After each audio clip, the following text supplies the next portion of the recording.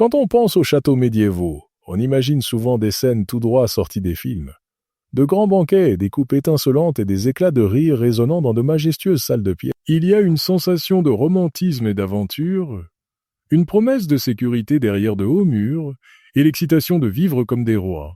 Mais quelle part de tout cela est vraie? Et que devons-nous à la magie d'Hollywood? Faisons un voyage dans le temps, non pas comme un chevalier en armure étincelante, mais en tant que voyageur curieux, désireux de découvrir la véritable histoire cachée derrière ces murs anciens. D'abord, plantons le décor. Les châteaux étaient avant tout des forteresses. Imaginez un immense bunker de pierre, construit pour résister aux sièges et tenir les ennemis à distance. Les murs étaient épais et froids. Les fenêtres n'étaient que de fines meurtrières, conçues davantage pour les archers que pour laisser entrer la lumière.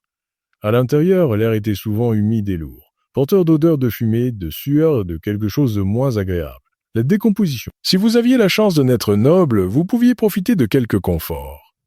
Une chambre privée avec une cheminée, un lit garni de plumes, et peut-être de temps en temps un rare bain bouillant. Les domestiques s'affairaient tout autour, veillant à vos besoins. Mais même les pièces les plus prestigieuses restaient froides et sombres selon les critères actuels. À présent, pensons un moment aux domestiques. Leur quartier était relégué dans les coins les plus froids et les plus sombres du château, des endroits où la lumière du soleil n'entrait presque jamais et où la chaleur était un luxe.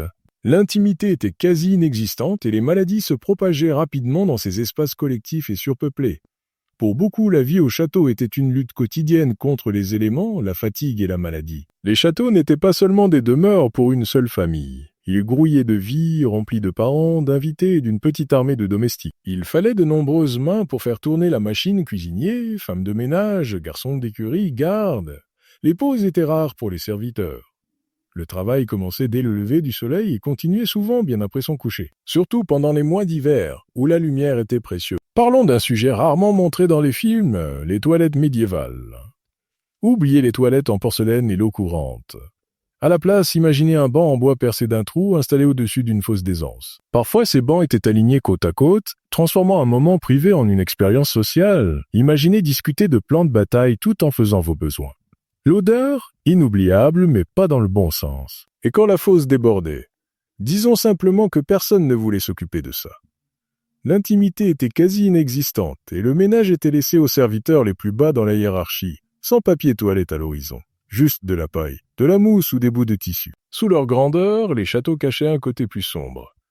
Les cachots existaient vraiment et il était aussi lugubre que l'on peut l'imaginer, froid, humide, résonnant des bruits de la souffrance. C'étaient des lieux de punition et de peur, où les malchanceux pouvaient se retrouver enchaînés au mur, attendant un sort incertain. Certains châteaux possédaient même des meurtrières, au-dessus de l'entrée principale, permettant aux défenseurs de verser de l'eau bouillante, du sable chaud ou même des ruches sur les visiteurs indésirables. Les escaliers en colimaçon tournaient presque toujours dans le sens des aiguilles d'une montre, donnant ainsi l'avantage aux défenseurs droitiers face aux assaillants, dont le bras armé était gêné par la colonne centrale. Même les plus petits choix architecturaux étaient liés à la menace constante de conflits. Si tu vivais dans un château, tu partageais ta maison avec des invités non désirés, les rats. Ils couraient dans les couloirs, rongeaient les réserves de grains et propageaient des maladies. Le plus tristement célèbre fut la peste noire, une épidémie qui traversa l'Europe et fit des millions de morts.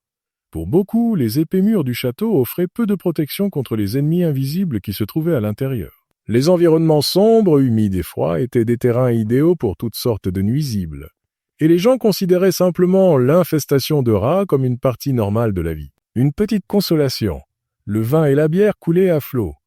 En fait, il était souvent plus sûr de boire de l'alcool que de l'eau qui était généralement contaminée. Les repas pouvaient être copieux, surtout pour les seigneurs et les dames, mais les domestiques se contentaient d'une nourriture plus simple.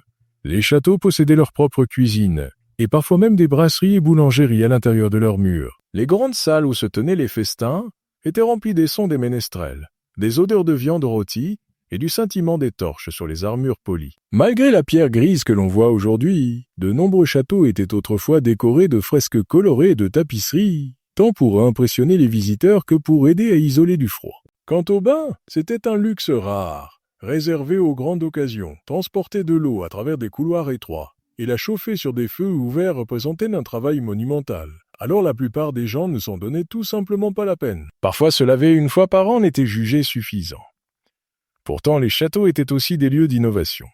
Le pont-levis et la herse étaient des merveilles de l'ingénierie médiévale conçues pour empêcher les ennemis d'entrer. Certains châteaux disposaient même de prémices de chauffage central, appelées hypocaustes, qui diffusaient de l'air chaud sous les sols. Mais seuls les seigneurs les plus riches pouvaient se permettre de tels luxes. Malgré les difficultés, les châteaux étaient des centres de culture et de savoir. Certains seigneurs et dames savaient lire et écrire, et quelques châteaux possédaient même des bibliothèques remplies de précieux manuscrits. Des ménestrels et troubadours itinérants apportaient des nouvelles et du divertissement provenant de contrées lointaines. Et les grands banquets étaient l'occasion de musique, de danse et de contes. Les châteaux avaient aussi leur propre jardin, non seulement pour l'esthétique, mais aussi pour la survie. Des herbes pour la médecine et la cuisine, des légumes et même de petits vergers étaient soigneusement entretenus à l'abri des murs. En temps de siège, ces jardins pouvaient faire la différence entre la vie et la mort. Les châteaux étaient étonnamment bruyants. Le bruit des chevaux dans la cour, le fracas des forgerons au travail et le bavardage incessant des serviteurs remplissaient l'air. La nuit, la seule lumière venait de torches vacillantes ou de chandelles faites de graisse animale, qui dégageaient plus de fumée que de clarté. L'odeur de fumée, mélangée à celle des animaux, des gens et de la nourriture, était omniprésente. Et même si l'on imagine souvent les châteaux comme isolés, il était en réalité le cœur d'une communauté animée. Des marchés apparaissaient devant les portes, et les villageois comptaient sur le château pour se protéger en période de trouble. Le château était un symbole de pouvoir, mais aussi un lieu de refuge, de travail et de vie quotidienne pour des centaines de personnes. La vie quotidienne était un mélange de difficultés et de célébrations. Les festivals et les tournois apportaient des moments de joie et de spectacle, avec des chevaliers jouteurs, des bouffons et des costumes élaborés. Les enfants jouaient à des jeux que nous reconnaîtrions encore aujourd'hui, comme chat et cache-cache, tandis que les adultes se rassemblaient pour raconter des histoires et écouter de la musique lors des longues nuits d'hiver. Pourtant, malgré toute leur splendeur et leur puissance, les châteaux n'étaient jamais vraiment confortables. Les couloirs pleins de courants d'air, la menace constante des maladies et la hiérarchie sociale rigide rendaient la vie difficile à tous, du plus grand seigneur au plus humble des serviteurs. Malgré tout, ces géants de pierre ont résisté au passage du temps, témoins de siècles de drames humains, d'ingéniosité et de résilience. Ainsi, même si l'idée de vivre dans un château peut sembler enchanteresse, la réalité mêlait inconfort, ingéniosité et résilience. Les châteaux n'étaient pas seulement faits de pierre et de mortier.